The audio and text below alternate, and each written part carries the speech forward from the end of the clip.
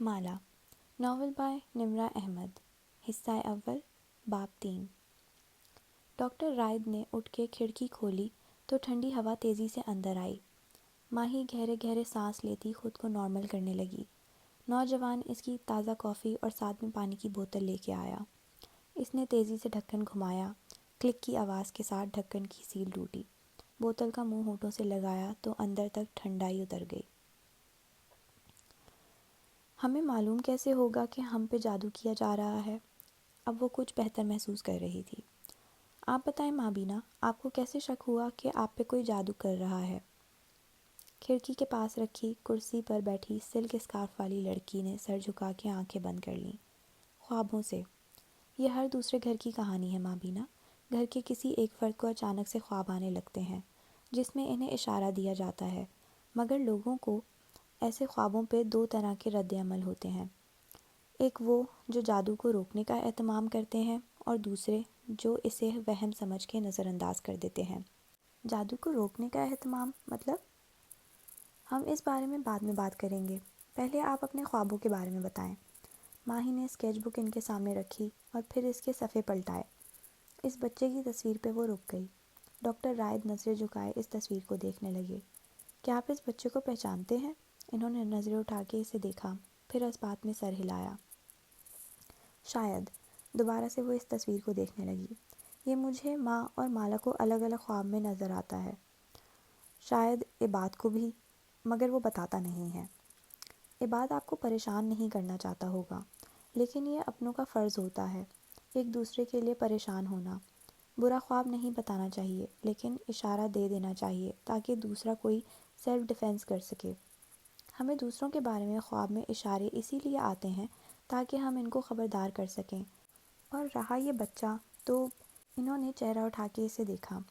اسے قدیم داستانوں میں چیلنجنگ کہا جاتا ہے۔ بڑا سر، چھوٹا جسم، لمبے کان اور آنکھوں کی جگہ سیاہ خلائی والا یہ بچہ جس کی شیطانی شکل ہے، مختلف کلچرز میں مختلف ناموں سے آیا ہے، مگر یہ کون ہے؟ افطار کے بعد وہ ماں کو لاؤنج میں لے آئی اور ڈرامہ لگا دیا۔ بخت بی بی جڑ کے ساتھ بیٹھ گئیں۔ کشمالہ نے کانوں میں ہینڈز فری لگا لیے اور صوفے پر پیر اوپر کر کے بیٹھ گئی۔ ماہی کی کال آ رہی تھی۔ آج ماہی اپنے کچن میں نہیں کھڑی تھی، نہ اس نے ایپرن پہن رکھا تھا۔ وہ ہنستی مسکراتی ملی تھی۔ آج جو چہرہ اسے دکھائی دیا وہ ایسی لڑکی کا تھا جس کی ماں سمندر پار بیمار تھی اور وہ اس کے پاس نہیں جا سکتی تھی۔ ماہی کی آنکھیں رو رو کے سرخ ہو چکی تھیں۔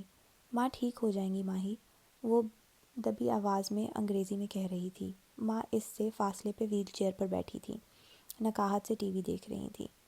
موہت ہمیشہ پڑھائی میں بزی رہتا تھا اور تم اپنے کاموں میں۔ میں بچپن سے ماں کی بیسٹ فرینڈ تھی اور ماں میری بیسٹ فرینڈ تھی۔ تم دونوں کا اتنا بڑا سوشل سرکل بھی ہے، لیکن ماہی کا عباد اور ماں کے علاوہ کوئی بیسٹ فرینڈ نہیں تھا۔ موہت، عباد اور ماں، میں اس چوکور میں رہتی ہوں۔ میں انہی لوگوں سے سارا دن بات کرتی ہوں۔ تم لوگ اپنا فون سائلنٹ کر کے سوتے ہو، میں نہیں سائلنٹ کرتی، کیونکہ میرے واٹس ایپ پہ صرف انہی لوگوں کے میسیجز آتے ہیں۔ یہاں کینیڈا میں جب کسی کی پاکستان سے کال آئے تو نمبر دیکھ کے دل ہول ہو جاتا ہے۔ اف مالا، میں ماں کے پاس کیوں نہیں ہوں؟ تم آ کے کیا کرو گی؟ تم نہیں سمجھ سکتی، تم اس وقت ماں کے ساتھ ہو۔ تم اس اولاد کا غم نہیں سمجھ سکتی جو بیماری میں اپنی ماں باپ کے ساتھ نہ ہو۔ کوئی میرا غم نہیں سمجھ سکتا۔ اس نے فون رکھ دیا۔ وہ پھر سے رونے لگی تھی۔ مالا، ماہی سے کہو ملازموں کو کھانا دے دے۔ ماں کو بیٹھے بیٹھے نیند آنے لگی تو غنودہ سے آواز میں بولی۔ وہ پیر نیچے اتارتی اٹھ کھڑی ہوئی۔ میں کہتی ہوں ماہی کو، آئیں ہم کمرے میں چلتے ہیں۔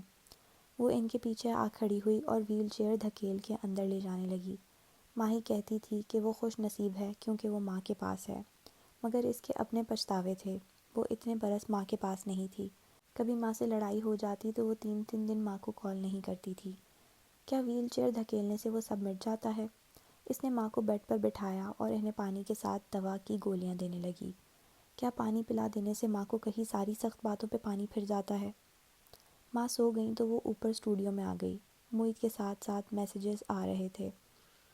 وہ مختلف ڈاکٹرز کے پاس جا رہا تھا، کہیں کسی لیب سے رپورٹس اٹھاتا، کہیں کسی سے ملتا۔ وہ جب بھی موہت کا میسیج دیکھتی دل میں وہی کاؤنٹ ڈاؤن شروع ہو جاتا۔ ڈاکٹر وہرا کا کاؤنٹ ڈاؤن، 6 ماہ، 1 مئی کو مرض کی تشخیص ہوئی تھی اور 6 ماہ بعد 1 نومبر آنا تھا۔ اس نے تاریخ دیکھی، آج 6 مئی تھی۔ 5 ماہ اور 24 دن رہ گئے تھے۔ وہ اسٹوڈیو میں آئی تو وہاں اندھیرا تھا۔ اس نے کھڑکی کھول دی، بتی نہیں جلائی اور کھڑکی کے ساتھ بیٹھ گئی۔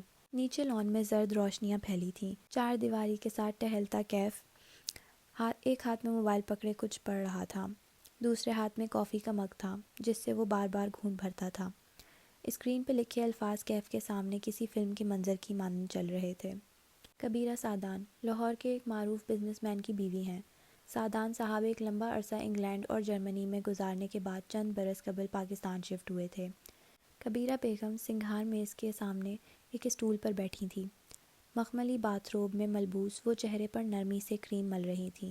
انگلیوں کے ناخن لمبے اور سرخ نیل پینٹ سے مزین تھے۔ بوائے کٹ بال سلیقے سے سیٹ تھے۔ پیچھے ایک ملازمہ جوس کا گلاس پکڑے کھڑی تھی۔ کبیرہ کی بیٹی ان کے ساتھ رہتی ہے۔ اس کا نام عنایہ ہے۔ میک اپ سے ڈھکے چہرے کے ساتھ کبیرہ بیگم باہر لاؤنج میں آئیں اور دیوار گیر آئینے میں اپنا عکس دیکھا۔ سیاہ بلاک ہیلز، خاکی سوٹ، پھر گردن میں پہنی سنہرے رنگ کی مختلف سائز کی 3 زنجیروں کو انگلیوں سے درست کیا۔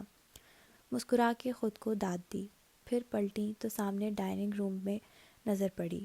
ٹیبل پر ناشتے کے لوازمات سجے تھے اور ایک گوری سی فربا لڑکی اونچی بونی بنائے اپنے موبائل پہ لگی تھی۔ اسے دیکھ کے کبیرہ بیگم کے ماتھے پر بل پڑ گئے۔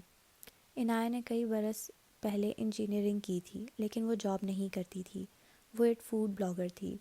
اس کے علاوہ اس نے ایک فیمنسٹ بلاگ بھی بنا رکھا ہے جہاں وہ مردوں اور شادی کے خلاف بولتی ہے۔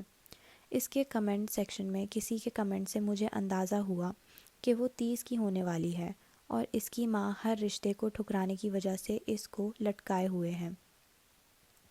اپنی سٹوریز اور پوسٹ سے عنایہ شدید ڈپریسڈ لگتی ہے۔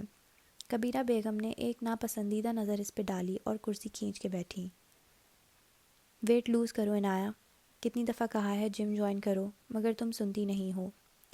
Know fat shaming mummy. وہ سر جھکائے چیز آملیٹ کھاتے ہوئے فون پہ لگی رہی۔ کبیرہ اپنے آپ کو آرٹسٹ کہتی ہے کیونکہ اس کے بقول وہ جولری ڈیزائن نہیں کرتی بلکہ آرٹ کی طرح اس کو تخلیق کرتی ہے۔ اس کا آؤٹ لیٹ گلبرگ میں ہے جہاں وہ محنت کش عورتوں سے ہینڈ میڈ جولری بنوا کے مہنگے داموں فروخت کرتی ہے۔ یہ لاہور کے ایک بوتیک اسٹائل آؤٹ لیٹ کا منظر تھا۔ جگہ جگہ مجسموں کے سر رکھے تھے جن کی گردنوں میں قیمتی پتھروں سے مزین ہار دمک رہے تھے۔ سفید ٹائل سے چمکتے فرش، تیز روشنیوں میں اصل سے زیادہ خوبصورت نظر آتے زیورات۔ کبیرہ بیگم اپنی اسسٹنٹ کے ساتھ چلتی ہوئی تمام ریکس کی جائزہ لے رہی تھیں۔ حقیقت یہ ہے کہ کبیرہ خود سے کچھ ڈیزائن نہیں کرتی۔ اس نے فریش گریجویٹس اس کام کے لیے ہائر کیے ہوئے ہیں۔ وہ سوات اور دوسرے شہروں سے قیمتی پتھر منگوا کے ان کو نیکلس میں فٹ کر کے 100 گنا قیمت پہ بیچتی ہے۔ وہ درست ٹیکس بھی نہیں دیتی۔ اس پہ ایک ٹیکس کا کیس بھی چل رہا ہے۔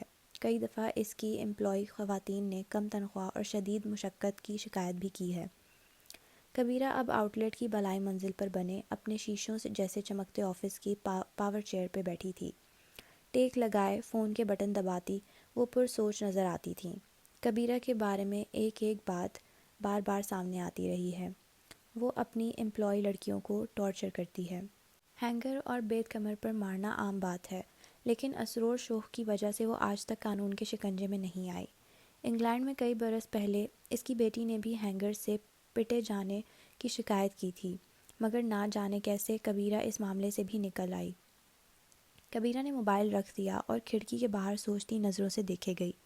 ایک منظر آنکھوں میں منجمد ہو گیا تھا، عزا کی شادی کا منظر، جب زیاد اور کشمالہ کھڑے بات کر رہے تھے ایک دوسرے کے آمنے سامنے۔ وہ ہنس رہے تھے، ایک دوسرے کو دیکھ رہے تھے۔ وہ منظر آنکھ کا شہتیر بن گیا تھا۔ اب آتے ہیں کبیرہ کے بیٹے کی طرف۔ کیف دلچسپی سے پڑھنے لگا۔ کبیرہ کا ایک ہی بیٹا تھا جس کا نام آلیان تھا۔ 5 سال کی عمر میں آلیان بیمار پڑا اور انگلینڈ میں ہی اس کا انتقال ہو گیا۔ اس کے بیٹے کا ڈیتھ سرٹیفکیٹ بھی مجھے مل گیا ہے۔ البتہ پاکستان میں موجود کبیرہ کے رشتہ داروں دوسری کہانی سناتے ہیں۔ ان کے مطابق کبیرہ اپنے بیٹے کو زندہ اور انگلینڈ میں ایک کامیاب بزنس مین کے طور پہ ظاہر کرتی ہے۔ میں اس بات کو سمجھ نہیں سکی۔ یہ تو کبیرہ کا بیٹا واقعی مر چکا ہے اور وہ لوگوں کے سامنے ایک جھوٹی کہانی سناتی ہے کیونکہ کبیرہ کے سائیکی ایشوز بھی ہیں۔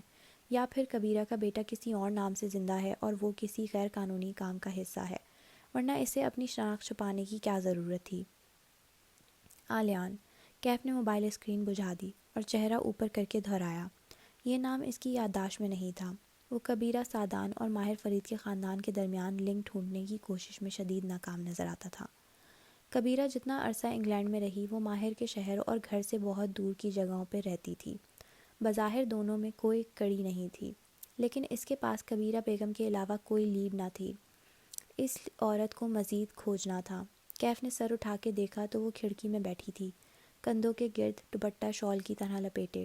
اس کے بھورے لمبے بال دونوں شانوں پہ آگے کی طرف گر رہے تھے۔ وہ چہرہ اٹھائے سبز شکوہ کنا آنکھوں سے آسمان کو دیکھ رہی تھی۔ وہ پینٹنگ تھی، کسی آرٹسٹ کا شاہکار۔ وہ چند لمحے گردن اونچی کیے اسے دیکھے گیا، پھر سر جھٹک دیا۔ وہ اعتبار توڑنے والوں کو دوسرا چانس نہیں دیا کرتی تھی۔ اگر اسے پہلے معلوم ہوتا کہ وہ اس جیسی لڑکی سے ملنے والا ہے تو کبھی یہ جاب نہ کرتا۔ وہ اس کو ایک عام سی لڑکی سمجھا تھا، سطحی کاروباری ذہن والی، اسلام آباد کا ایک ریسٹورانٹ چلانے والی لڑکی جس کی کوئی ذاتی زندگی نہ تھی۔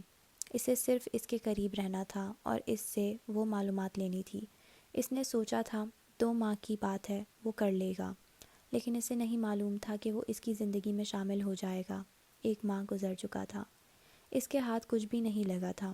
کیا فائدہ اس ساری مشقت کا جس میں اس نے اس لڑکی کا اعتماد کو ٹھیس بھی پہنچائی اور حاصل بھی کچھ نہ ہوا؟ وہ ہنوز کھڑکی میں بیٹھی تھی۔ بیرونی لائٹس کی زرد روشنی کھڑکی سے تکون کی صورت میں اندر آ رہی تھی۔ وہ اسٹوڈیو کے ایک حصے کو منور کیے ہوئے تھی، باقی سارا اسٹوڈیو اندھیر تھا۔ وہ اب آسمان کو نہیں دیکھ رہی تھی۔ وہ کمرے کے منور حصے پہ نظریں جمائے گمسم سی بیٹھی تھی، جہاں ایک خالی اسٹول رکھا تھا۔ زندگی بھی ایسی ہی چھپن چھپائی کھیل رہی تھی۔ باہر کی دنیا میں کسی کا دن چل رہا تھا اور کسی کی رات۔ دستک پہ اس نے چہرہ اٹھایا۔ دروازہ روشن تکون کے حصے میں تھا۔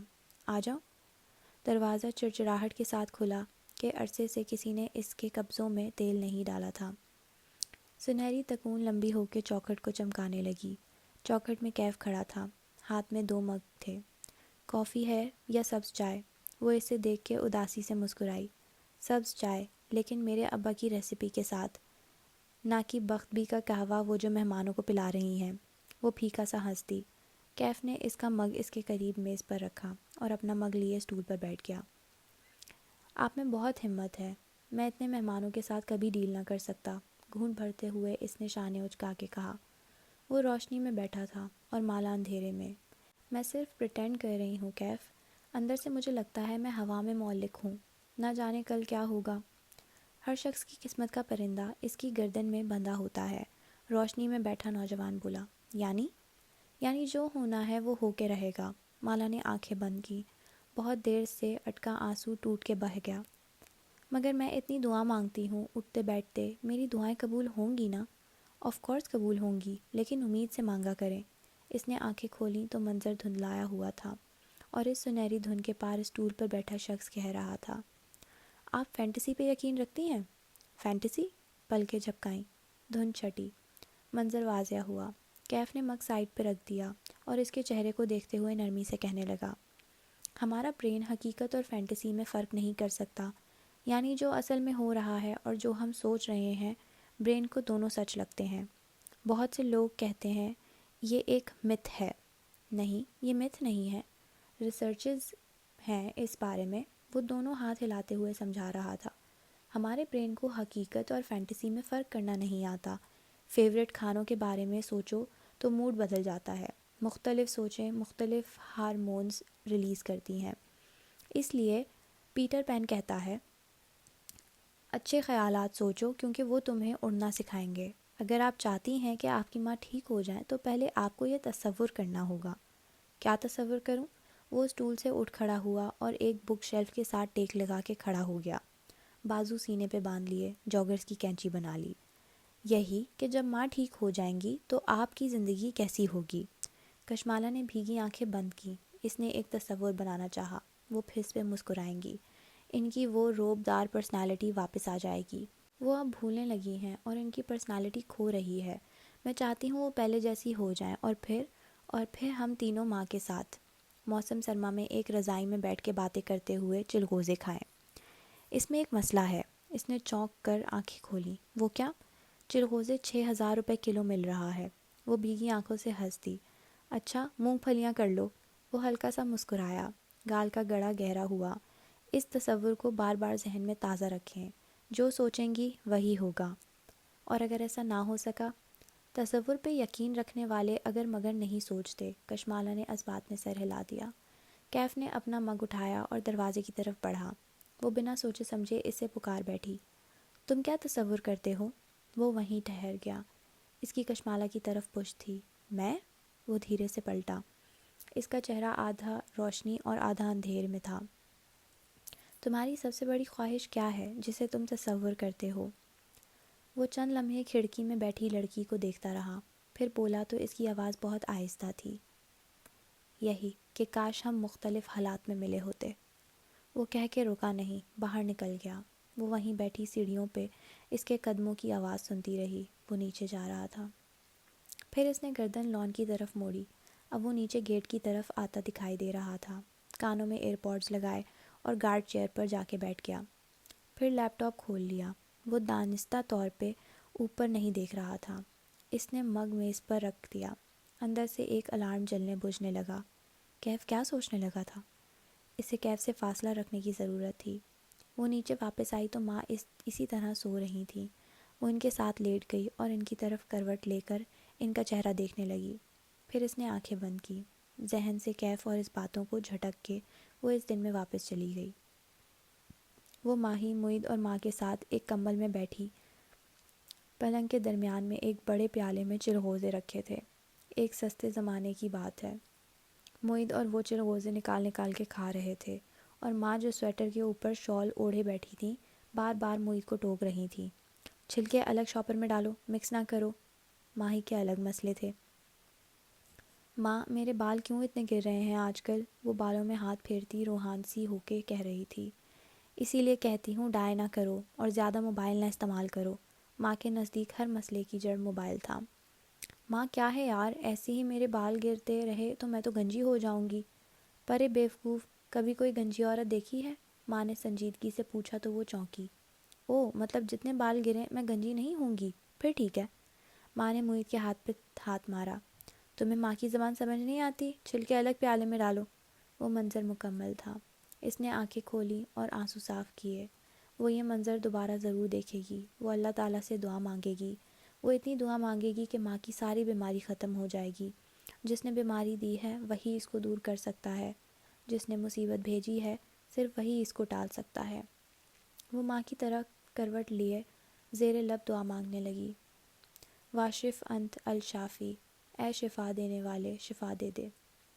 اسے نیند کب آئی اسے علم بھی نہ ہوا۔ رات کے کسی پہر معید نے اسے جگایا۔ آواز سے ماں بھی اٹھ گئی۔ چونک کے کشمالہ کو دیکھا اور غنودہ آواز میں بولی، معید نے کھانا کھایا؟ میں دیتی ہوں، آؤ معید۔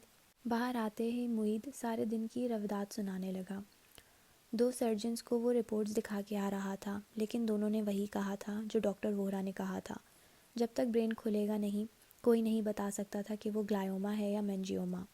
اسکین پہ دونوں ایک جیسے لگتے تھے، لیکن اصل مسئلہ یہ تھا کہ کوئی سرجن اس کیس میں ہاتھ ڈالنے کو تیار نہ تھا۔ میرے سینئرز نے کہا ہے کہ میں ڈاکٹر واصف نصیر سے ملوں، معید سوچتے ہوئے کہہ رہا تھا۔ وہ کون ہے؟ امریکن سرجن ہے، کئی سال امریکہ میں نیورو سرجری کی ہے۔ تم نے مایو کلینک کا نام سنا ہوگا، اس سے بھی منسلک رہے ہیں۔ بہت بہادر سرجن ہیں، 2 سال قبل پاکستان شفٹ ہوئے تھے۔ یہاں بہت بڑے بڑے کیسز انہوں نے آپریٹ کیے ہیں۔ ان کو دکھاتے ہیں اسکین، پھر دیکھتے ہیں وہ کیا کہتے ہیں۔ ایک سرجن امریکہ چھوڑ کے اپنے ملک کے لوگوں کے لیے پاکستان شفٹ ہو گیا ہے۔ وہ یہاں لوگوں کے ناقابل علاج ٹیومرز بھی نکالتا ہے۔ کتنا اعلیٰ آدمی ہوگا وہ۔ اس نے نام سن کے ذہن میں ان کا خاکہ بنا لیا تھا۔ ایک ادھیڑ عمر سرجن، عاجز نرم گو، جن کا دل انسانیت کی ہمدردی سے بھرا ہوا تھا۔ اگلی سہ پیر جب مالا اور معید اپنی باری آنے پہ ایک لمبے انتظار کے بعد ڈاکٹر واصف کے کلینک میں داخل ہوئے تو وہ بہت پر امید تھی۔ ڈاکٹر واصف یقیناً ان کو تسلی دے گا۔ گلائوما ہے تو کیا ہوا، وہ اس کو بھی نکال لیں گے۔ ڈاکٹر واصف دراز قد کے اسمارٹ آدمی تھے، بال قلموں سے سفید اور عمر 50 کے لگ بھگ تھی۔ آدھے آستین کے پولو شرٹ پہنے ہوئے تھے، کوٹ پیچھے لٹکا تھا۔ ان کو آتے دیکھ کے شناسائی سے بولے، آ گئے ہو معید؟ وہ اس سے یقیناً پہلے کہیں مل چکے تھے۔ ان کی آواز روب دار اور اونچی تھی، ایسی آواز جو کوسوں دور پہچان لی جائے۔ جی، یہ میری سسٹر ہے کشمالہ۔ آپ بھی ڈاکٹر ہیں؟ ساتھ ہی رپورٹس لینے کے لیے ہاتھ بڑھایا۔ نہیں، لیکن بن جاؤں گی۔ معید کے ہاتھ میں اسکین تھے۔ MRI کی رپورٹ کشمالہ کے ہاتھ میں تھی۔ اس نے رپورٹ ان کی طرف بڑھا دی۔ ڈاکٹر واصف نے رپورٹ کے لفافے کو ایک نظر دیکھا اور پھر اسے ڈسٹ بن کی طرف اچھال دیا۔ میں نے آج تک کسی ریڈیولوجسٹ کی بنائی ہوئی رپورٹ نہیں پڑھی۔ MRI اسکین دو۔ انداز سنجیدہ اور قطعی تھا۔ معید جلدی جلدی اسکین دکھانے لگا۔ وہ البتہ چہرے پہ ناگواری لیے پیچھے ہو کے بیٹھ گئی۔ How road. کلینک میں دیوار پر ایک سفید روشن چوکھٹا لگا تھا۔ ڈاکٹر واصف کچھ دیر کالے ایکس رے جیسے اسکین کو وہاں لگا کے دیکھتے رہے۔ ویڈیوز بھی دیکھیں۔ ان سب میں ماں کے برین کو ہر اینگل سے دکھایا گیا تھا۔ بس دو رنگ تھے، سیاہ اور سفید۔ یہ وہ رنگ تھے جنہیں صرف سرجن پڑھ سکتے تھے۔ معید بہت کچھ انہیں پہلے ہی ای میل کر چکا تھا۔ وہ یہ سب اب دوسری دفعہ دیکھ رہے تھے۔ ڈاکٹر وورا کا کہنا ہے کہ یہ گلائوما ہے۔ معید نے کھنکار کے بات کا آغاز کیا۔ ڈاکٹر وورا بوڑھے ہو رہے ہیں۔ ڈاکٹر واصف واپس کرسی پہ آ کے بیٹھے اور عام سے انداز میں اطلاع دی۔ یہ گلائوما نہیں ہے، یہ مینجیوما ہے۔ ان دونوں کا سانس رک گیا، ساری دنیا ٹھہر گئی۔ مینجیوما؟ وہ ٹیومر تھا جو قابل علاج تھا۔ آر یو شور؟ وہ بے یقینی سے بولی۔ Of course. وہ دیوار پہ لگے اسکین کو دیکھتے ہوئے کہہ رہے تھے، When it looks like a duck, swims like a duck, and it quacks like a duck, it is a duck. اور اگر آپ غلط ہوئے، یہ ڈک نہ ہوئی تو؟ معید نے میز کے نیچے سے جوتا اس کے پیر پر مارا۔ ڈاکٹر واصف نے سنجیدگی سے اس کو دیکھا۔ اخروٹ کھاتی ہو؟ میرا روزہ ہے۔ کھلا نہیں رہا، پوچھ رہا ہوں۔ وہ اپنی جگہ سے اٹھے اور پیچھے کنسول ٹیبل تک گئے۔ وہاں چائے کافی کے لوازمات کے ساتھ جار میں ڈرائی فروٹ رکھے تھے۔ انہوں نے ایک ثابت اخروٹ نکالا اور واپس کرسی تک آئے۔ یہ تمہارا سر ہے۔ اخروٹ انگوٹھے اور انگلی کے درمیان پکڑ کے اسے دکھایا۔ اخروٹ کا چھلکا تمہاری کھوپڑی ہے، تمہارے سر کی ہڈی۔ پھر انہوں نے دو انگلیوں کے درمیان اخروٹ دبایا تو چھلکا ٹوٹ گیا۔ وہ کاغذی اخروٹ تھا۔ صفائی سے آدھا چھلکا الگ کیا کہ گری برقرار رہے۔ بالکل انسانی دماغ کی شکل کی گری اخروٹ میں پوری لگی نظر آ رہی تھی۔ یہ گری تمہارا برین ہے۔ اس گری اور چھلکے کے درمیان پانی ہوتا ہے جس میں یہ گری تیر رہی ہوتی ہے۔ اب یہ چھلکا اٹھاؤ۔ اس نے میز پہ رکھا آدھا خالی خول اٹھایا۔ اس کے اندر دیکھو۔ اس نے غور سے دیکھا، وہ خالی تھا۔ اس خول کی اندرونی تہہ منجی کہلاتی ہے۔ منجی اور تمہارے برین کے درمیان میں صرف پانی ہے جس میں برین تیر رہا ہے۔ سمجھ آیا؟ اس نے اس بات میں سر ہلایا۔ اب وہ کم مغرور لگ رہے تھے۔ اگر اس خول کو کیڑا لگ جائے یعنی ٹیومر تو وہ منجیوما کہلاتا ہے، یعنی منجی کا ٹیومر۔ یہ بڑے ہونے میں کئی سال لیتا ہے اور آہستہ آہستہ گری یعنی برین پر پریشر ڈالتا ہے اور اسے اس کی جگہ سے سرکانے لگتا ہے، اور اس وجہ سے انسان کے دوسرے کام متاثر ہوتے ہیں جیسے یادداشت وغیرہ۔ یعنی منجیوما اصل میں سر کی ہڈی کا ٹیومر ہے، برین کا نہیں، یہی سمجھ لو۔ اور ہاں، گلائوما تو…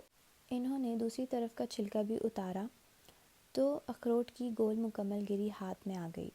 یہ گری تمہارا برین ہے۔ اس گری کے اندر بننے والا ٹیومر گلائوما کہلاتا ہے کیونکہ وہ برین سیل سے بنتا ہے۔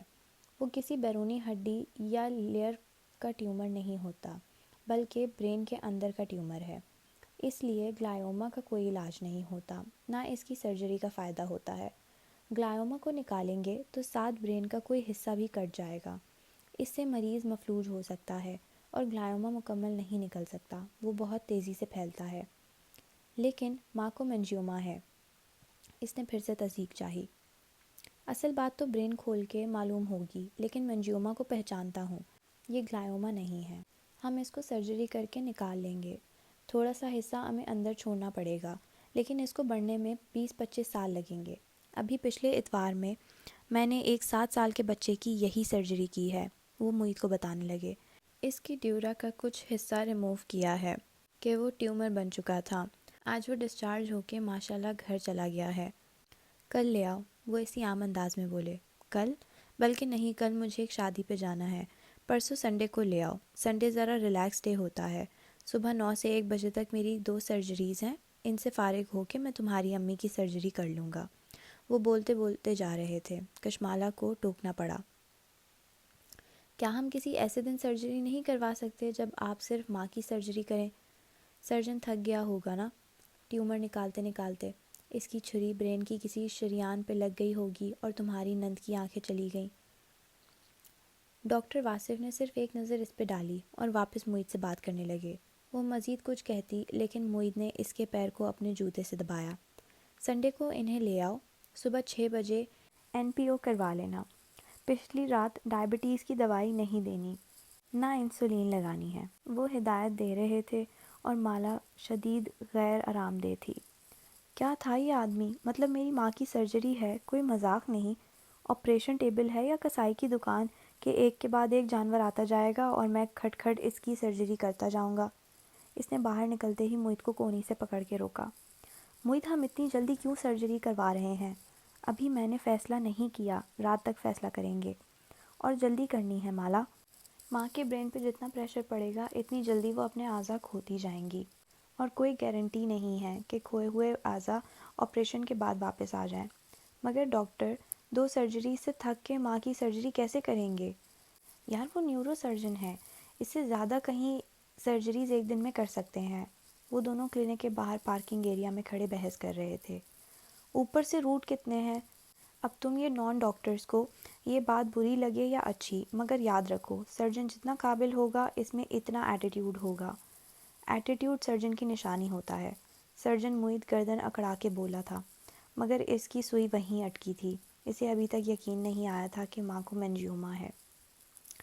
کیا پتہ ماں کو گلائوما ہو، وہ آپریشن کے پیسوں کے لیے اسے مینجیوما بتا رہا ہو۔ میری بہن، آپریشن کی فیس 8 لاکھ روپے ہے، اس میں سے 5.5 لاکھ ہسپتال کو جائیں گے، سرجن کو صرف 2-2.5 لاکھ بچ جائے گا۔ ہاں تو 2.5 لاکھ بڑی رقم ہے۔ یہ سامنے آڈی دیکھ رہی ہو؟ اس نے ایک سمت میں اشارہ کیا تو مالا مڑ کے دیکھنے لگی۔ وہاں ایک چمکتی ہوئی کار کھڑی تھی۔ یہ 1.5 کروڑ کی آڈی ڈاکٹر واصف کی ہے۔ جس آدمی کے پاس یہ کار ہو، اسے ہمارے 2.5 لاکھ نہیں چاہیے ہیں۔ اگر واصف نصیر کہہ رہا ہے کہ یہ مینجیوما ہے تو یہ مینجیوما ہے۔ پھر ہاتھ کو کھول بند کر کے اشارہ کیا، کویک کویک، اور آگے بڑھ گیا۔ ماہی اس رات سوئی نہیں تھی۔ وہ نماز کے بعد بیڈ پر بیٹھی تھی، سر پہ دوپٹہ لپیٹے، وہ ہاتھ میں مسنون دعاؤں کی کتاب اٹھائے دعائیں پڑھے جا رہی تھی۔ آج مالا اور معید نے کسی امریکن سرجن کے پاس جانا تھا۔ ماہی ان کے جانے سے پہلے ہی ڈاکٹر واصف کو گوگل کر کے ان کے انٹرویوز، آرٹیکلز اور دوسری معلومات پڑھ چکی تھی۔ وہ مایو کلینک سے منسلک رہے تھے۔ وہ عام سرجن نہیں تھے، اسے ان کی تشخیص کا انتظار تھا۔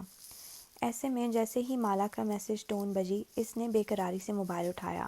ماں کو مینجیوما ہے، گلائوما نہیں۔ ماہی نے بے اختیار منہ پہ ہاتھ رکھ لیا، آنسو ٹپ ٹپ گرنے لگے۔ وہ کہتی تھی نا ماں کا علاج ہو جائے گا، ماں کا ٹیومر موذی نہیں ہوگا۔ اس کی دعائیں قبول ہوئی تھیں، یہ ایک نشانی تھی، اب اسے مزید دعا مانگنی تھی۔ کھڑکی پر گرنے والی بوندوں کی رفتار سست پڑ گئی تھی، البتہ بارش ابھی تھمی نہیں تھی۔ اسکیچ بک ان کے درمیان کھلی رکھی تھی اور اس پر موجود بچے کی تصویر مسکرا رہی تھی۔ ایسی شیطانی مسکراہٹ تم نے شاید ہی کہیں دیکھی ہو۔ یورپین کلچرز میں اس بچے کے بارے میں مختلف کہانیاں مشہور ہیں۔ ڈاکٹر رائد بات کو جاری رکھتے ہوئے کہہ رہے تھے اور وہ غور سے سن رہی تھی۔ لیکن ان کا لب لباب یہ ہے کہ پریاں ایک نئے پیدا ہونے والے بچے کو اغوا کر کے اس کی جگہ پنگھوڑے میں ایک شیطانی بچے یعنی چیلنجنگ کو ڈال جاتی ہیں۔ تبدیل کیا ہوا بچہ، مگر ہم مسلمان ہیں اور ہم پریوں پہ یقین نہیں رکھتے، اس لیے میرے ناقص علم کے مطابق یہ بچہ شیطان یا جن کو ظاہر کرتا ہے، اور اس کا خواب میں آنا شیطانی عملیات کی طرف اشارہ کر سکتا ہے۔ مجھے معلوم ہے برے خواب نہیں بتانے چاہیے ہیں، لیکن میں اس خواب کو غلطی سے پہلے ہی بیان کر چکی ہوں، اس لیے آپ کو بتا دیتی ہوں۔ ماہی نے کھڑکی کے شیشے کو دیکھا جو پانی کے قطروں سے بھرا تھا۔ پل بھر کے لیے ان قطروں میں ایک خوابوں کا عکس ابھرنے لگا۔ مجھے خواب میں نظر آیا کہ یہ بچہ جس کی عمر 3-4 برس سے زیادہ نہیں لگتی، ہمارے گھر کے گرد چکر کاٹ رہا ہے اور ساتھ ہی یہ ہنستا جا رہا ہے۔ اس کی ہنسی، اس کی کھوکھلی آنکھوں کی چمک میں یہ کبھی نہیں بھول سکتی۔ ماہی کی آواز میں ایک دم بہت سے جذبات اکٹھے ہو گئے، خوف، بے بسی، نفرت۔ میں آگے بڑھ کے اس کو گردن سے پکڑ لیتی ہوں، پھر آیت الکرسی پڑھتے ہوئے اس کا گلا دبانے کی کوشش کرتی ہوں، لیکن وہ نہیں مرتا، وہ ہنستا جاتا ہے۔ میری بہن مالا نے دیکھا کہ یہ بچہ اس کے اور ماں کے درمیان آ کے لیٹ جاتا ہے۔ وہ اس کا گلا دبانے کی کوشش کرتی ہے، لیکن وہ نہیں مرتا، ہنستا جاتا ہے۔ ماں نے دیکھا کہ یہ بچہ ان کے تکیے کے نیچے سے کچھ چرا کے بھاگ جاتا ہے۔ اس نے آنکھیں بند کی۔ ذہن کے شیشے پہ قطرے پھیلے تھے جن میں اس کے خواب کھڑے اس پہ ہنس رہے تھے۔ 2 ماہ قبل مجھے خواب میں یہ بچہ اپنے 4 سدہ والے آبائی گھر کے صحن میں نظر آیا۔ میں اس کو پھر سے مارنے کی کوشش کرتی ہوں، لیکن وہ نہیں مرتا۔ اس نے آنکھیں کھولیں۔ یہ خواب ہم سب کو الگ الگ آئے، ایک دوسرے کا سن کر نہیں۔ مالا نے مجھے اپنا خواب سنایا تو میں نے اسے اپنا خواب بتایا۔ لیکن پھر بھی آپ کی بہن جادو کو نہیں مانتی؟ نہیں، وہ کہتی ہے کہ خواب سے پہلے اس نے کوئی ہارر فلم دیکھی تھی، یقیناً اسی کا اثر تھا۔ وہ اس موضوع پہ بات ہی نہیں کرتی، لیکن مجھے لگتا ہے کہ کوئی میری بہن پہ جادو کر رہا ہے، کیونکہ اس کے ساتھ سارے واقعات ہوتے ہیں، خون آنا، کسی کا پیچھا کرنا۔ وہ بے بسی سے کہہ رہی تھی۔ خواب سے زیادہ خواب کی وائب اہم ہوتی ہے۔ جب آپ خواب میں اس بچے کو دیکھتی ہیں تو آپ کیا محسوس کرتی ہیں؟ ماہی نے آنکھیں بند کی۔ ہر طرف اندھیرا چھا گیا، سارے قطرے اندر ہی اندر بہہ کے فنا ہو گئے۔ میں خوف سے سوچتی ہوں کہ یہ بچہ میرا خاندان تباہ کر دے گا۔ اس نے بھیگی پلکیں کھولیں۔ خاندان تباہ کرنے والا جادو؟ انہوں نے سمجھ کے اسبات میں سر ہلایا۔ یہ ایک مشہور جادو ہے، مگر ضروری نہیں ہے کہ آپ کی بہن پہ جادو ہو۔ جادو کی علامت بہت واضح ہوتی ہے، ہم ان سے اس مرض کی تشخیص کر سکتے ہیں۔ جادو مرض ہے کیا؟ اور نہیں تو کیا، یہ مرض ہی ہے، بس اس کا علاج خود کرنا ہوتا ہے۔ ہم علاج پہ بات کریں گے، پہلے آپ یہ بتائیں کہ آپ کی بہن کے کتنے بچے ہیں؟ وہ چونکی۔ نہیں، اس کے بچے نہیں ہیں، مطلب وہ غیر شادی شدہ ہے۔ اوہ، وہ خاموش ہو گئے۔ ماہی کے اندر الارم سا جلنے بجھنے لگا۔ کیوں آپ نے یہ کیوں پوچھا؟ آپ نے خاندان کو تباہ کرنے والے جادو کا ذکر کیا تو مجھے لگا آپ کی بہن کی اپنی فیملی ہے۔ وہ عام سے انداز میں کہہ رہے تھے، جیسے ڈاکٹرز بخار کی دوا تجویز کرتے ہیں، کیونکہ فیملی میجک عموماً گھر کی بیٹی سے نہیں شروع ہوتا۔ ماہی کا سانس جہاں تھا وہیں رک گیا۔ لمحے بھر کو ساری دنیا تھم گئی۔ وہ گھر کی ماں سے شروع ہوتا ہے۔ ماہی بنا پلک جھپکائے انہیں دیکھ رہی تھی۔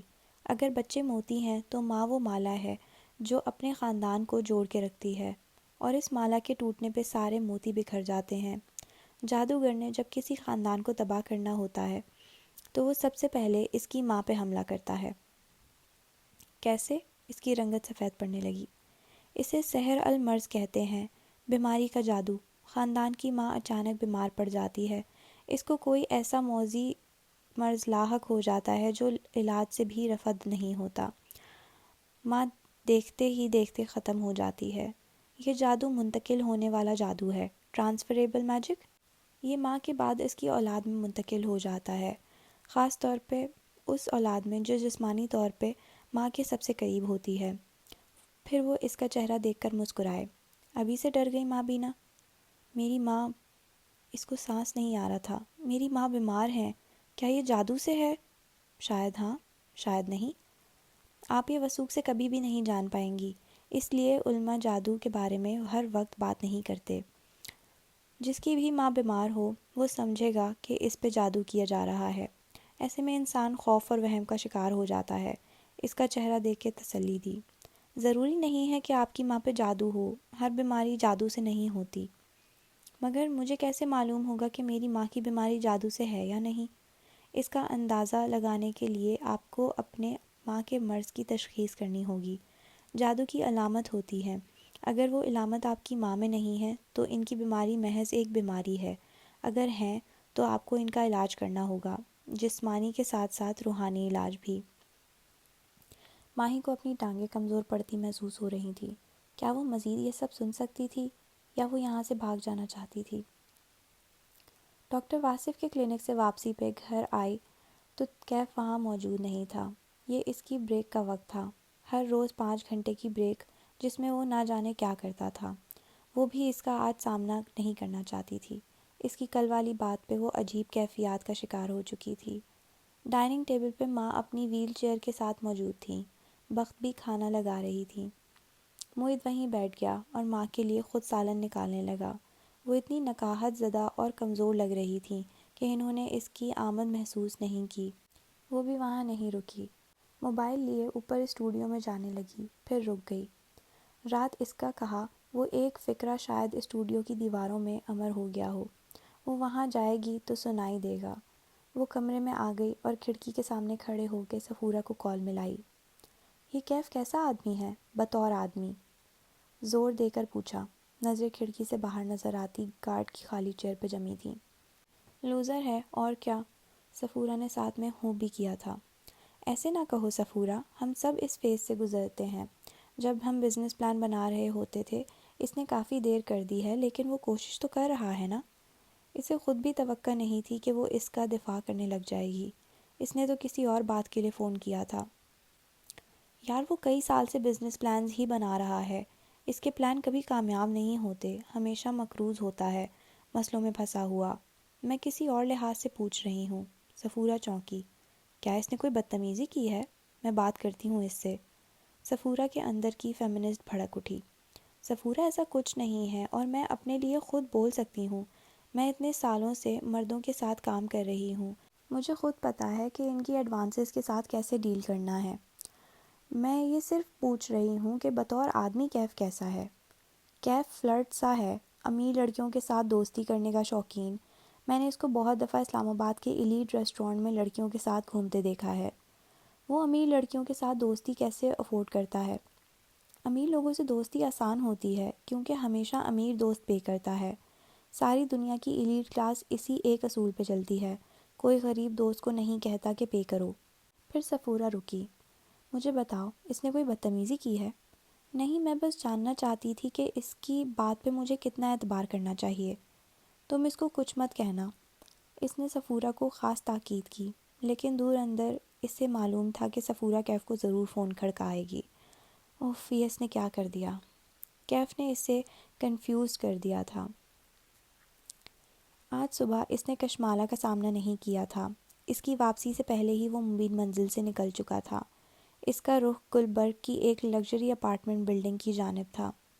لاہور آتے ہی مالک نے اسے اپنے ایک اپارٹمنٹ کی چابی دے دی تھی۔ وہ خالی پڑا تھا۔ مالک کبھی کبھی لاہور آتا تھا۔ کیف وہاں اپنے پلان پہ کام کر سکتا تھا۔ 2 ماہ کی بات تھی۔ بظاہر وہ مبین منزل کی بیسمنٹ کے اس کولر والے کمرے میں قیام پذیر تھا، لیکن در حقیقت وہ یہاں اس اپارٹمنٹ میں رہتا تھا۔ عمارت میں داخل ہوتے ہی ریسیپشن ڈیسک کے پیچھے بیٹھی لڑکی نظر آئی، جس نے مسکرا کے سر کی جنبش سے کیف کو خوش آمدید کہا۔ کیف نے مسکرا کے اسی کے انداز میں سر ہلایا اور لفٹ کی طرف آ گیا۔ والیٹ سے اس نے اپارٹمنٹ کی کارڈ نکالا اور لفٹ میں داخل ہوتے ہی 5 کا بٹن دبایا۔ اسی وقت فون بجنے لگا۔ اس نے فون کان سے لگا کے ہیلو کہا، لیکن دوسری جانب سے کہے جانے والے الفاظ سن کے چہرے کے تاثرات سنجیدہ ہوتے گئے۔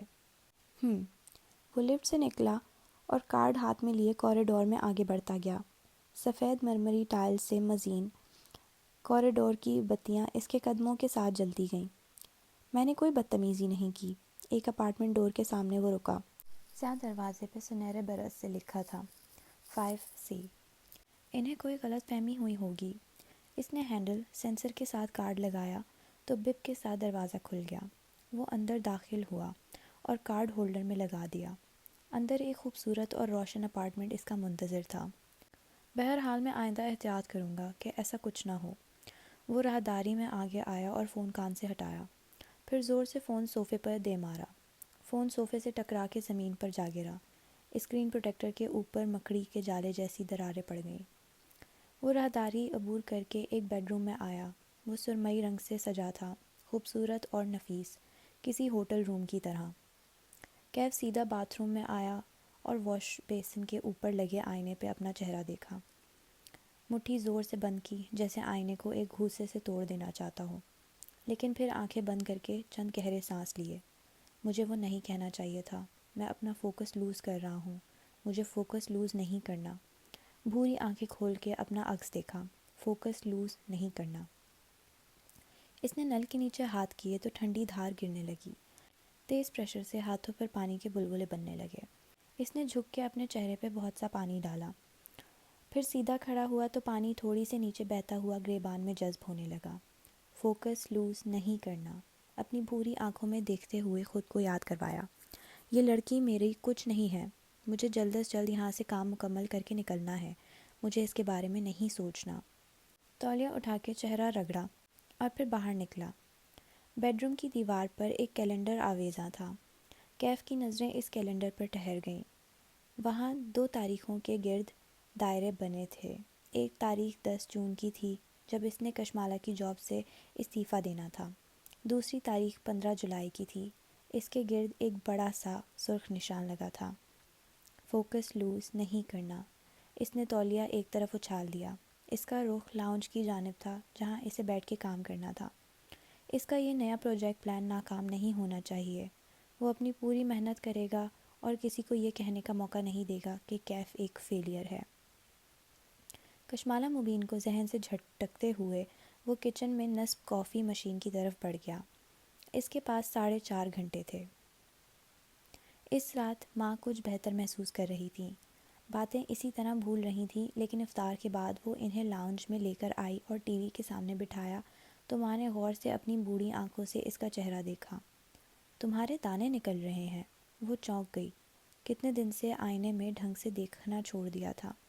فوراً اٹھی اور لاؤنج کی دیوار پر لگے آرائشی آئینے کے سامنے جا کھڑی ہوئی۔ ملکجہ لباس، بندے بال، چہرہ دائیں بائیں موڑا، 2 دانے۔ کیا یہ وہی کشمالہ تھی؟ مگر زندگی بھی تو بدل گئی تھی۔ ماں بیمار ہو جائے تو کچھ بھی ویسا نہیں رہتا۔ اس نے پلٹ کے لاؤنج پہ نظر ڈالی۔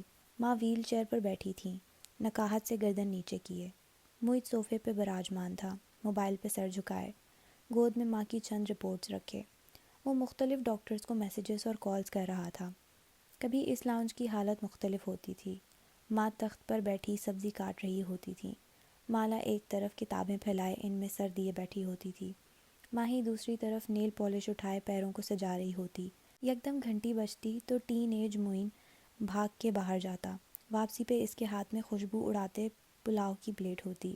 ہمسائے والی دردانہ آنٹی کے پلاؤ کی خوشبو پہ سب سر اٹھاتے اور بھاگ کے ماں کے تخت کے گرد جمع ہو جاتے۔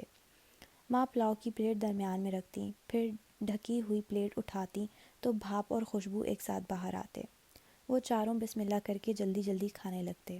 اس میں ایک ہی بوٹی ہوتی اور وہ منو سلوا سے لذیذ ہوتی تھی۔ چاہے اس دن گھر میں ماں نے دیگچہ بھر کے پلاؤ بنایا ہو، جو مزہ اس ہمسایوں کی پلیٹ کا تھا وہ کہیں اور نہیں تھا۔ وہ آسان دن تھے، تب چہرے کے دانوں اور وزن کے بارے میں فکر نہیں ہوتی تھی۔ بخت بی کی آواز پہ اس کا ارتکاز ٹوٹا۔ بخت بی مہمانوں کی کار پورچ کے اندر داخل ہوتے دیکھ آئی تھی۔ او ہاں، زیاد نے مجھے کال کی تھی کہ وہ آ رہے ہیں، میں بتانا بھول گیا۔ اف معید، اس نے اپنا حلیہ دیکھا۔ اتنے میں بخت بی آواز دھیمی کر کے ان کے قریب آئیں۔ ان کو بھی بس قہوہ اور بسکٹ پر ٹرخاؤں؟ کشمالہ نے بے اختیار ماتھے کو چھوا۔ معید نے برہمی سے اسے دیکھا۔ کیا مطلب قہوہ اور بسکٹ؟ ایسے کرتے ہیں مہمانوں کے ساتھ؟ سمجھاؤ یار مالا ان کو۔ ماں بیمار کیا ہوئی، بخت بی کو سارے کام ہی بھول گئے۔ وہ ڈپٹ کے کہتا اٹھا اور مہمانوں کے استقبال کے لیے باہر نکل گیا۔ مالا نے پیر پٹکا۔ کہا تھا نا معید کے سامنے نہیں کہنا، اس کو نہیں معلوم کہ اس کو کیسے ڈیل کرنا ہے۔ اچھا تو پھر قہوہ اور بسکٹ ہی لاؤں؟ اف بخت بی، کھانے کی تیاری کریں، میں کچھ باہر سے بھی آرڈر کرتی ہوں۔ وہ جھنجھلائی ہوئی کمرے میں آئی، الماری کھولی، ہینگرز الٹ پلٹ کیے۔ میری ماں کو برین ٹیومر ہے اور مجھے کپڑوں کی پڑی ہے۔ لیکن ماں کو ٹیومر نہ ہوتا اور وہ ذہنی طور پہ حاضر ہوتی تو اس کے گھڑے سے نکال کے پہنے لباس پہ اس کو 100 صلواتیں سناتی۔ اپنا حلیہ درست کرنا اس کی مجبوری تھی۔ وہ باہر آئی تو لیمن گرین لمبی قمیض اور ہم رنگ دوپٹے میں ملبوس تھی، ساتھ ہی ٹراؤزر کے ساتھ سفید ہیلز پہن رکھی تھیں۔ بال کیچر میں آدھے بندھے تھے، 2 لٹیں عادتاً چہرے کے اطراف میں گرتی تھیں، سبز آنکھیں مسکارے سے سجی تھیں۔ وہ لاؤنج میں داخل ہوئی تو سب نظریں اس کی طرف اٹھ گئیں۔ نگینہ آنٹی نے مسکرا کے اسے دیکھا۔ وہ تخت پر ماں کے ساتھ بیٹھی تھیں، سفید چکن کاری کے دوپٹے کے حالے میں ان کا اجلا چہرہ بہت منور لگتا تھا۔ تسبیح پرس کے ساتھ لٹکی ہوئی تھی۔ ان کے گرد ایک اپنائیت کا ساحلہ تھا۔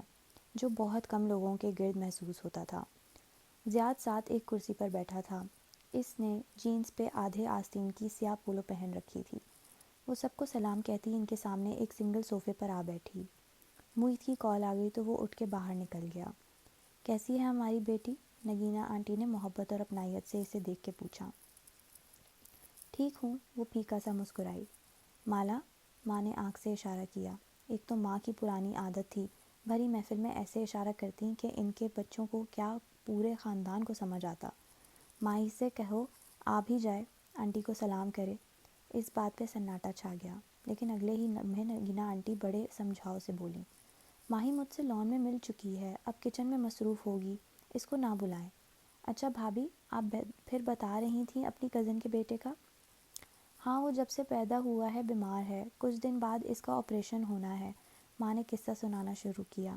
اس قصے کو 10 سال گزر چکے تھے، لیکن ماں اپنے ذہن میں اسی پرانے دور میں تھیں، جب ماہی اور مالا ٹین ایج لڑکیاں تھیں، جو اگر رشتہ داروں کے آنے پر ان سے نہ ملتی تو یہ انتہائی بدتمیزی شمار ہوتی۔ کاش وہ بھی ایسے ہی گزرے وقت کو واپس لا سکتی۔ اس نے یہ 10 سال پڑھائی اور کیریئر میں نہ لگائے ہوتے، وہ ماں کے پاس ہوتی۔ وہ بھیگی پلکوں سے ماں کو نگینہ آنٹی سے باتیں کرتے دیکھ رہی تھی۔ وہ اس کے قریب کھنکارا تو مالا نے چونک کے گردن اس کی طرف موڑی۔ وہ اس کے سامنے والے صوفے پر بیٹھا تھا۔ دھیمی آواز میں اس کو تسلی دی، کشمالا، وہ ٹھیک ہو جائیں گی۔ مجھے نہیں پتا، اس نے نفی میں سر ہلایا۔ ڈاکٹرز کیا کہتے ہیں؟ وہ کتنا خوبصورت بولتا تھا، مدھم سا۔ یہی کہ اتوار کی صبح سرجری کروا لیں۔ اتنی جلدی؟ زیاد نے حیرت سے اسے دیکھا۔ آپ کو سیکنڈ رائے بھی لینی چاہیے، ڈاکٹرز کا کوئی بھروسہ نہیں ہوتا۔ موہت کہتا ہے ایسے نہیں ہوتا، سرجن ایسے نہیں کرتے۔ وہ دونوں دھیمی آواز میں بات کر رہے تھے۔ موہت بھی آپ کا بھائی ہے، آپ دونوں ہر ایک پہ بہت جلد اعتبار کر لیتے ہیں۔ موہت کو امید ہے کہ سرجری کامیاب ہوگی۔ زیاد سلطان ہلکا سا مسکرایا۔ ایسے فیصلے امید یا وائب پہ نہیں کرتے، سوچ سمجھ کے کرتے ہیں۔ چند دوسرے سرجن سے مشورہ کریں، ہو سکے تو انہیں باہر لے جائیں۔ وہ چند لمحے یک ٹک اسے دیکھے گئی، ذہن میں ایک خیال سر اٹھانے لگا۔ کسی نے مجھے کہا تھا کہ اگر میں تصور کروں کہ اچھا ہوگا تو اچھا ہی ہوگا۔ زیاد ہلکا سا ہنس دیا۔ اور جس کو آپ نے یہ کہتے سنا، کیا اس کے تصورات نے اس کے لیے سب اچھا کر دیا؟ وہ کچھ بول نہ سکی۔ تصور کرنے سے ہر چیز ٹھیک ہو جاتی تو ہم سب تصور ہی کرتے رہتے۔ تصور کرنے والے صرف تصور میں جیتے ہیں، حقیقی زندگی میں ان لوگوں کا کوئی شیئر نہیں ہوتا۔ آپ کو سوچ سمجھ کے آنٹی کے لیے فیصلہ کرنا ہے۔ اس کے سامنے بیٹھا شخص ایک کامیاب انسان تھا، معاشرے کے کامیاب مرد کے ٹائٹل پہ پورا اترتا تھا۔ یعنی اس نے 30 کا ہندسہ عبور کرنے سے پہلے اپنا گھر بنا لیا تھا، کیریئر سیٹ کر لیا تھا۔ شاید وہ درست کہہ رہا تھا، انسان تصورات کے سہارے نہیں چل سکتا۔ کیا میں نے آپ کو پھر سے اداس کر دیا؟ وہ نرمی سے اس کو دیکھ کے بولا تو وہ چونکی، پھر مسکرا کے نفی میں سر ہلایا۔ آپ درست کہہ رہے ہیں، تصورات میں جینے والے ہمیشہ ناکام ہی رہتے ہیں۔ لیکن موہت بھی ٹھیک کہہ رہا ہے، اس کو سرجنز کے بارے میں مجھ سے اور آپ سے زیادہ معلوم ہے۔ اٹل لہجے میں اپنی بات کہہ کے وہ اٹھ کھڑی ہوئی۔ میں کچن دیکھ لوں۔ سفید ہیلز سے چلتی ہوئی وہ کچن میں آئی تو وہاں سلیم برتن نکال رہا تھا۔ کام زیادہ ہونے کی وجہ سے بخت بھی اس کو اندر بلا لیا کرتی تھی۔ خود بخت بھی ڈرٹی کچن میں کھڑی کچھ تلنے میں مصروف تھیں۔ مالا کی متلاشی نظریں کچن کے باہر گیلری کی طرف اٹھیں۔ سرسری سا سوال کیا، کیف واپس نہیں آیا؟ نہیں۔ عجیب سی بے چینی ہونے لگی، کہیں صفورہ نے اسے کچھ کہہ نہ دیا ہو۔ اف۔ اس کی غیر موجودگی میں ماں نگینہ آنٹی سے زیاد کی منگیتر کے انتقال پہ افسوس کر رہی تھی۔ بس بہن، کیا بتاؤں، نگینہ آنٹی گہرے دکھ سے بولی۔ اتنی پیاری بچی تھی وہ، انگلینڈ میں پڑھائی کر رہی تھی، اس کی سالگرہ تھی اس دن۔ بیکری سے کیک لینے جا رہی تھی کہ ایک امیر بوڑھے نے اپنی کار سے اس کی کار کو ٹکر مار دی۔ ماں نے افسوس سے انہیں دیکھا۔ اس بوڑھے پہ کیس وغیرہ نہیں چلا؟ کہاں، اس کے نفسیاتی بیٹے نے الٹا ہماری بچی پہ الزام لگا دیا کہ اس نے بوڑھے کو ٹکر ماری ہے۔ زیاد کا ویزا نہیں تھا اس لیے وہ UK نہیں جا سکا۔ ہم سبرینا کے گھر والوں کے لیے کچھ نہیں کر سکے۔ اس بوڑھے کے نفسیاتی خاندان والوں نے ان لوگوں کو بہت ہراس کیا۔ تنگ آ کر وہ لوگ پاکستان واپس شفٹ ہو گئے۔ سارے لاؤنج میں افسردہ سی خاموشی چھا گئی۔ دیٹ سو سیڈ، موہت کھنکارا۔ کتنا عرصہ ہو گیا اس بات کو؟ یہی 1.5 پونے 2 سال، نگین آنٹی یاد کر کے کہنے لگیں۔ 2 سال 3 ماہ، زیاد ایک دم بولا، پھر وہ خاموش ہو گیا۔ نگینہ بیگم نے افسوس سے اپنے بیٹے کو دیکھا اور گہری سانس لی۔ موہت نے بات بدل دی اور تھوڑی دیر میں وہ سب اس قصے کو بھلا کے دوسری باتیں کرنے لگے۔ کشمالہ ان سے بے خبر ڈائننگ روم میں برتن سیٹ کروا رہی تھی۔ ان کے جانے کے بعد اس نے ماں کو دوا دے کر سلا دیا اور پھر خود لان میں آ گئی۔ اسے کیف کا انتظار تھا۔ قریباً رات کے 11 بج رہے تھے جب گیٹ میں چابی لگنے کی آواز آئی، پھر دروازہ آہستہ سے کھلا۔